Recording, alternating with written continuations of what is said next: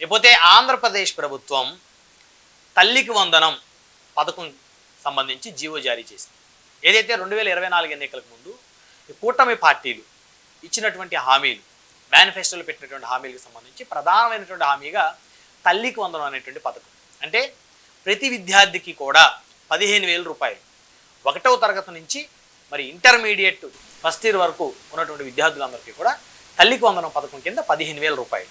అయితే మరి ఈ యొక్క కూటమి పార్టీలు ఎంతమంది పిల్లలు ఉంటే అంతమంది పిల్లలకి 15,000 రూపాయలు ఇస్తామని చెప్పేసి ఎన్నికలకు ముందు ప్రకటించారు. మరి ఒకసారి కనుక చూస్తే మరి ఈ యొక్క పథకానికి సంబంధించి కొన్ని నియమ నిబంధనలు కూడా ఉన్నాయి. అంటే అందరికీ వర్తించేది ఈ పథకం. ఆర్థికంగా ఎవరైతే బలహీనంగా ఉంటారో వారికి మాత్రమే ఈ పథకం వర్తిస్తుంది. సో దానికి సంబంధించి మనం కనుక ఒకసారి చూస్తే తల్లికి వందనం కోసం ప్రభుత్వం 8,745 కోట్ల రూపాయలు కేటాయించింది ఈ సంవత్సరానికి సంబంధించి. అయితే దాదాపుగా 67 లక్షల మంది విద్యార్థులకు ఈ పథకం వర్తించనుంది. చదువుకునేటువంటి పిల్లలు ఎంతమంది ఉంటే అంతమందికి తల్లికి వందనం పథకం మరి అమలు చేయనుంది ఆంధ్రప్రదేశ్లో ఉన్నటువంటి కూటమి ప్రభుత్వం. అయితే ఈ యొక్క తల్లికి వందనం పథకం సంబంధించి ప్రభుత్వం జీవో జారీ చేసింది. ఈ జీవో జారీ చేసింది. దీనికి సంబంధించి చూస్తే 1వ తరగతి నుంచి ఇంటర్ ఫస్ట్ ఇయర్ విద్యార్థుల వరకు ఈ పథకం అమలు కాబోతుంది. అయితే 15,000 రూపాయలు ఇస్తామని చెప్పేసి కూటమి ప్రభుత్వం ప్రకటించింది. కానీ ఈ యొక్క విద్యార్థుల ఖాతాలోకి కేవలం 13,000 రూపాయలు మాత్రమే జమ కానున్నాయి.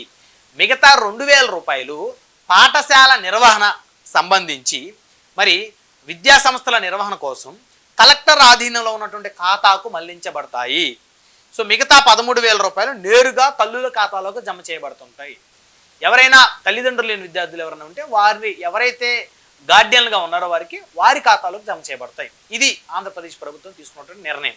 అయితే గతంలో కూడా జగన్మోహన్ రెడ్డి ప్రభుత్వం కూడా 15,000 రూపాయలు ఇస్తామని చెప్పినటువంటి జగన్మోహన్ రెడ్డి ప్రభుత్వం కూడా 13,000 రూపాయలు ఇచ్చారు. వారు ఒక 1,000 రూపాయలు మరి పాఠశాల నిర్వహణ కోసం, మరొక 1,000 రూపాయలు మరి మరుగుదొడ్లు నిర్వహణ కోసం కేటాయించినటువంటి పరిస్థితి ఉంది. సో వారు ఏదైతే 13,000 ఇచ్చారో ఇప్పుడు అదే కూటమి ప్రభుత్వం కూడా ఫాలో అవుతున్నట్టే స్పష్టంగా కనపడతా ఉంది. అదేవిధంగా కొన్ని నియమ నిబంధనలు కనుక మనం చూస్తే అంటే ఎవరికి వస్తాయి ఎవరికి రావు అనేటువంటి ఒకసారి కనుక మనం చూస్తే విద్యార్థులకి ఖచ్చితంగా 75% హాజరు తప్పనిసరి. ఎందుకంటే స్కూల్కి రెగ్యులర్గా రావాలి. ఎప్పుడో వారానికి 1 రోజు 10 రోజులకు 1 రోజు వచ్చేసి మరి అక్కడ రిజిస్టర్లో పేరు రాయించుకొని అటెండెన్స్ లేకుండా మరి ఆ పిల్లల్ని కనుక తల్లిదండ్రులు పనికి కనుక తీసుకొని పోతే వారికి వర్తించదు. ఖచ్చితంగా 75% హాజరు ఉండాలి. సో దీనికి ప్రధాన ఉద్దేశం ఏంటి? విద్యార్థులు క్రమం తప్పకుండా బడికి రావాలి. ఎందుకంటే అసలు తల్లికి వందనం పథకం పెట్టడానికి ప్రధానమైన ఉద్దేశం ఏంటంటే ఎవరైతే పిల్లలు బాల కార్మికులుగా మారి మరి వారి యొక్క ఆర్థిక పరిస్థితి నేపథ్యంలో తల్లిదండ్రులు ఆ పిల్లల్ని మరి పనికి తీసుకునేటువంటి క్రమంలో దాన్ని ఆపేయాలి. సో విద్యార్థులు స్కూల్కి వెళ్ళాలి. స్కూల్కి వెళ్ళినందుకు తల్లిదండ్రులకి వారి ఖాతాలోకి డబ్బులు జమ చేయబడతాయి. సో కాబట్టి అది ప్రభుత్వం ప్రధానమైనటువంటి ఉద్దేశం. సో కాబట్టి 75% హాజరు తప్పనిసరిగా ఉండాలి. పిల్లలు కనుక 75% హాజరు లేకపోతే వారికి తల్లికి వందన పథకం వర్తించదు. వారికి అకౌంట్లోకి డబ్బులు జమ చేయబడవు. 2, రేషన్ కార్డు తప్పనిసరి. White ration card. ఎందుకంటే గ్రామాల్లో వైట్ రేషన్ కార్డు కింద మరి బియ్యము వారికి కావాల్సిన నిత్యావసర సరుకులు తీసుకుంటారు. వైట్ రేషన్ కార్డు ప్రధానంగా ఎవరికి ఉంటుందంటే దిగువ మధ్యతరగతి కుటుంబాలకు సంబంధించి వైట్ రేషన్ కార్డు ఉంటుంది. సో కాబట్టి ఆ వైట్ రేషన్ కార్డు అయితే తప్పనిసరిగా ఉండాలి. ఆ వైట్ రేషన్ కార్డులో ఖచ్చితంగా ఈ పిల్లలు ఉండాలి. సో వారికి మాత్రమే ఈ యొక్క తల్లికి వందన పథకం వర్తిస్తుంది. అదేవిధంగా 10 ఎకరాల లోపు భూమి ఉన్న వారికి మాత్రమే వర్తిస్తుంది. ఎవరికైనా 11 ఎకరాలు కానీ 12 ఎకరాలు కానీ 15 ఎకరాలు కానీ ఉంటే వారికి ఈ యొక్క తల్లికి వందన పథకం వర్తించదు. కేవలం 10 ఎకరాల భూమి లోపల మాత్రమే వారికి ఉండాలి. సో ఇది కూడా ప్రధానమైనటువంటి ఒక నిబంధన. అదేవిధంగా గ్రామాల్లో నెలకు 10,000 రూపాయల లోపు ఆదాయం ఉన్న వారికి వర్తిస్తుంది. ఎందుకంటే గ్రామాల్లో ఉన్న వారి యొక్క ఆదాయం వారి యొక్క ఇన్కమ్ సర్టిఫికేట్లు కూడా ఖచ్చితంగా సబ్మిట్ చేయాలి. అప్పుడు వారి యొక్క ఆదాయం నెలకి 10,000 రూపాయలు అంటే వార్షిక ఆదాయం ఖచ్చితంగా 1,20,000 రూపాయలు లోపు ఉన్నటువంటి కుటుంబాల్లో ఉన్నటువంటి పిల్లలకు మాత్రమే ఈ యొక్క తల్లికి వందనం పథకం వారికి వర్తిస్తుంది. వారికి అమలు చేయబడుతుంది. వారి ఖాతాలోకి డబ్బులు వస్తాయి. ఎందుకంటే సంవత్సరానికి 1,20,000కు మినహాయించి కనుక వారి యొక్క వార్షిక ఆదాయం ఉంటే వారికి ఈ యొక్క పథకం వర్తించదు. సో గతంలో చూస్తే ఈ విధమైనటువంటి బెనిఫిట్స్ ఏవైతే ఉన్నాయో వాటికి గతంలో 36,000 నుంచి అంటే 30,000 36,000 నుంచి కూడా పథకాలు అమలు చేశారు. సో ఇప్పుడు మారుతున్న పరిస్థితులు ప్రకారం మరి గ్రామాల్లో కూడా మరి రేట్లు పెరిగాయి. కూలి చేసుకునేటువంటి వారి రేట్లు, పనికి వెళ్ళేటువంటి రేట్లు కూడా వారికి రోజువారీ వారికి ఇచ్చేటువంటి కూలి రేట్లు కూడా పెరిగినాయి. ఇవన్నీ కూడా బేజీలు వేసుకొని ఎప్పటికప్పటికి కూడా క్యాలిక్యులేట్ చేసుకొని ఇప్పుడు 1,20,000 రూపాయల సంవత్సరం వార్షిక ఆదాయం ఒక లిమిట్ పెట్టారు. అంతకు మించి కనుక ఉంటే ఈ పథకం అయితే వర్తించదు. అదేవిధంగా పట్టణాల్లో నెలకు 12,000 రూపాయల లోపు ఆదాయం ఉన్న వారికి వర్తిస్తుంది. గ్రామాల్లో అయితేనేమో 10,000, పట్టణాల్లో అయితేనేమో 12,000 రూపాయలు సో లోపు ఆదాయం ఉండాలి. అదేవిధంగా టాక్సీ, ఆటో, ట్రాక్టర్ మినహాయించి మిగిలిన 4 వీలర్ వాహనాలు ఉన్న వాళ్ళు అనర్హులు. ఇది చాలా వెరీ వెరీ ఇంపార్టెంట్ అండి. టాక్సీ, ఆటో, ట్రాక్టర్ మినహాయించి 4 వీలర్ వాహనాలు. ఫర్ ఎగ్జాంపుల్ ఒక కుటుంబంలో 2-3 పిల్లలు ఉన్నటువంటి కుటుంబంలో వారు ఎక్కడ బయటకు వెళ్ళాల నేపథ్యంలో ఒక ఆల్టో కార్ కొనుక్కున్నారు అనుకోండి. ఎప్పుడో 2005 మోడల్, 2010 మోడల్ ఆల్టో కార్లో 70,000, 80,000కి వచ్చేస్తాయి. సో ఆ ఆల్టో కార్ కనుక మీ పేరు మీద ఉంటే ఖచ్చితంగా మీకు తల్లికి వందనం పథకం వర్తించదు. ఇప్పుడు ట్రాక్టర్ అంటారా, అది గ్రామాల్లో రైతులు మరి వారి యొక్క జీవనాధారానికి మరి ఆ ట్రాక్టర్ ఉపయోగించుకుంటారు. అదేవిధంగా ఆటో వారి యొక్క జీవనాధారానికి ఆటో ఉపయోగించుకుంటారు. టాక్సీ కూడా అంతే, జీవనాధారానికి ఆటో ఉపయోగించుకుంటారు. ఎందుకంటే అవి ఉంటేనే వారికి ఒక ఆధారం, వాటితోటి వారు పనులు చేసుకొని డబ్బులు సంపాదించుకొని దాని ద్వారా బతుకుతారు కాబట్టి అవి మినహాయించారు, టాక్సీ, ఆటో, ట్రాక్టర్. కానీ 4 వీలర్ వాహనాలు అంటే ఇప్పుడు ఒక 60,000, 70,000 పెట్టి ఆల్టో కార్, నేను చెప్పినట్టు ఆల్టో కార్ కొన్నప్పటికి కూడా వారికి అది వర్తించదు. కానీ మీరు 5-6 లక్షలు పెట్టి ట్రాక్టర్ కొన్నప్పటికీ, 5-6 లక్షలు పెట్టి ఒక టాక్సీ కొనుక్కొని టాక్సీ కింద తిప్పుకుంటున్నప్పటికీ కూడా మీకు ఈ తల్లికి వందన పథకం వర్తిస్తుంది. అంటే 60-70,000 పెట్టి ఒక ఆల్టో కార్ కొనుక్కుంటే వాళ్ళు ప్రయాణం చేయడం కోసం అంటే వారి దగ్గర డబ్బులు ఉన్నాయి కాబట్టి ప్రయాణం చేయడం కోసం ఉపయోగించుకుంటారు కాబట్టి వారికి వర్తించదు అనేది ఇక్కడ ప్రధానంగా ప్రభుత్వం యొక్క ఉద్దేశంగా మనకైతే అర్థమవుతుంది. సో కాబట్టి దయచేసి ఎవరైనా ₹1,00,000, ₹2,00,000 లోపు కారులు ఏదైనా ఉంటే అవి ఇమీడియట్గా అమ్మేసుకోండి మీరు. అదేవిధంగా నెలకు 300 యూనిట్ల కంటే ఎక్కువ కరెంటు వినియోగించే వాళ్ళు అనర్హులు. సో ఇది కాస్త అభ్యంతరకరంగా ఉంది. ఎందుకంటే మరి కొన్ని సందర్భాల్లో మరి తెలిసి తెలియకుండానే మరి విపరీతమైనటువంటి కరెంటు కాలిపోతూ ఉంటుంది.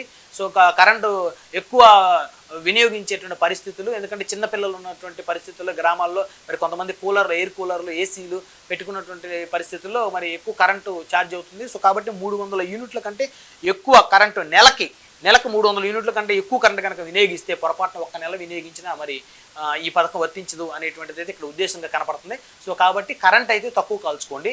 సో ఈ పథకం ఎవరికైతే వర్తించాలో వారు. అదేవిధంగా ఏదైనా మున్సిపాలిటీలో 1,000 స్క్వేర్ ఫీట్ కంటే ఎక్కువ ప్రాపర్టీ ఉంటే అనర్హులు. మరి మున్సిపాలిటీ అంటే ఖచ్చితంగా ప్రతి మున్సిపాలిటీలో కూడా ఈరోజు ఒక సెంటు తక్కువలో తక్కువ ఖచ్చితంగా 5 లక్షల రూపాయలు ఖచ్చితంగా ఉందన్నమాట మున్సిపాలిటీలో. ఆంధ్రప్రదేశ్లో ఉన్న మున్సిపాలిటీలో ఎక్కడ కూడా 5 లక్షల రూపాయలు తక్కువ ఒక సెంటు స్థలం దొరికే పరిస్థితి లేదు. మరి ఆ మున్సిపాలిటీకి బస్ స్టాండ్ ఆ సెంటర్లో అయితే 20 లక్షలు, 30 లక్షలు కూడా ఉంది. అయితే ఇక్కడ 1000 ఎస్ఎఫ్టీ కన్నా ఎక్కువ ప్రాపర్టీ ఉంటే అనర్హులు. 1000 ఎస్ఎఫ్టీ దాకా ఇచ్చారంటే నిజంగా ఇది గొప్ప విషయమేనమాట. అదేవిధంగా కేంద్ర రాష్ట్ర ప్రభుత్వ ఉద్యోగాల కుటుంబాలకు కూడా ఈ పథకం వర్తించదు. ఉదాహరణ, ఎవరైతే తండ్రి, ఆ పిల్లల యొక్క తల్లి కానీ తండ్రి కానీ వాళ్ళు ప్రభుత్వ ఉద్యోగులు అనుకోండి, ఖచ్చితంగా వాళ్ళకి ఈ యొక్క పథకం వర్తించదు. వాళ్ళ పిల్లలకి తల్లికి వందన పథకం కింద వారికి డబ్బులు అయితే రావు. అదేవిధంగా కుటుంబంలో ఎవరైనా ఇన్కమ్ ట్యాక్స్ చెల్లిస్తున్నారంటే ఆ కుటుంబంలో వాళ్ళు కూడా ఈ యొక్క పథకానికి అనర్హులు. ఇది చాలా ఇంపార్టెంట్. అంటే ఎవరైనా ఇన్కమ్ ట్యాక్స్ మరి ఇప్పుడు రకరకాల నియమ నిబంధనలు కేంద్ర ప్రభుత్వం పెట్టింది. 12 లక్షలకు మించి ఆదాయం ఉంటే ఖచ్చితంగా ఇప్పుడు ఇన్కమ్ ట్యాక్స్ కట్టాలి. మరి అంత ఆదాయం ఉన్న వాళ్ళకి మరి పిల్లలను చదివించుకోలేని పరిస్థితి అయితే ఉండదు కాబట్టి మరి ఇది ఖచ్చితంగా ప్రభుత్వం ఈ యొక్క ఏదైతే ఈ యొక్క నియమ నిబంధనల కింద ఇన్కమ్ ట్యాక్స్ చెల్లిస్తున్నారు అంటే ఖచ్చితంగా వారికి అనర్హులు కాదనేది కూడా. ఎందుకంటే వారు మరి ఆర్థికంగా స్థితివంతులు అయితేనే మరి ఆ కుటుంబానికి సంబంధించి తల్లి కానీ తండ్రి కానీ. ఎందుకంటే ఎవరి కాళ్ళు ఇప్పుడు ఫ్యామిలీస్ డివైడ్ అవుతూ ఉంటారు. తాత, నాయనమ్మ, బాబాయి, పిన్ని, తల్లిదండ్రులు ఉన్నటువంటి నేపథ్యంలో తల్లిదండ్రులకి వారి యొక్క ఇన్కమ్ తక్కువగా ఉంటే వారు ఊర్లో కేవలం పొలం పనులు మాత్రం మినహాయించుకొని ఉంటే, అదేవిధంగా వాళ్ళు బాబాయి, పిన్ని, తాతమ్మ, నాయనమ్మ వాళ్ళు ఎవరైనా ప్రభుత్వ ఉద్యోగులు కానీ ఇన్కమ్ ట్యాక్స్ కింద కనుక వారు వస్తే ఇమీడియట్గా వారు రేషన్ కార్డులో సపరేట్ చేయించుకొని సో ఎవరి కుటుంబం తల్లి, తండ్రి, వారి యొక్క బిడ్డలు వారు సపరేట్ అయితే మాత్రం ఖచ్చితంగా పథకం వర్తిస్తుంది. సో ఇన్కమ్ ట్యాక్స్ కనుక ఎక్కువగా కనుక ఇన్కమ్ ట్యాక్స్ మినిమం అసలు ఇన్కమ్ ట్యాక్స్ కిందకి కనుక వచ్చేటువంటి ఆర్థిక స్థితి కనుక ఆ కుటుంబానికి సంబంధించిన ఆ బిడ్డలకు సంబంధించినటువంటి తల్లిదండ్రులు కనుక ఉంటే ఖచ్చితంగా వాళ్ళు అనర్హులు అవుతారు. సో కాబట్టి మరి జాయింట్ ఫ్యామిలీలో కూడా ఇవి మనం ఏవైతే చెప్పుకున్నామో ఇవి కనుక కలిసి కనుక ఉంటే ఖచ్చితంగా వారికి కొన్ని ఇబ్బందులు ఎదుర్కొనేటువంటి పరిస్థితులు ఉన్నాయి. కాబట్టి ఇమీడియట్గా కూడా ఇప్పుడు రేషన్ కార్డులు సవరించుకునేదానికి ఆంధ్రప్రదేశ్ ప్రభుత్వం ఒక అవకాశం కల్పించింది.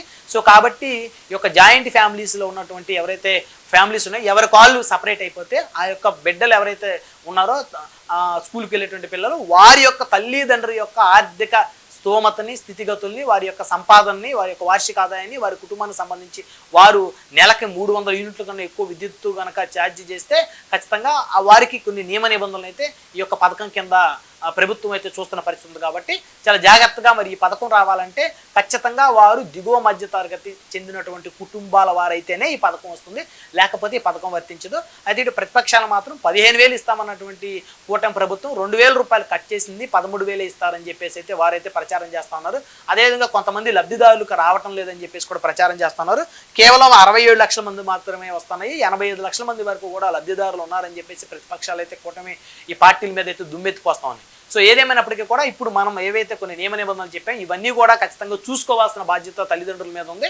వారి యొక్క పిల్లలకి తల్లికి వందనం వర్తించాలంటే ఇవన్నీ కూడా తప్పనిసరి.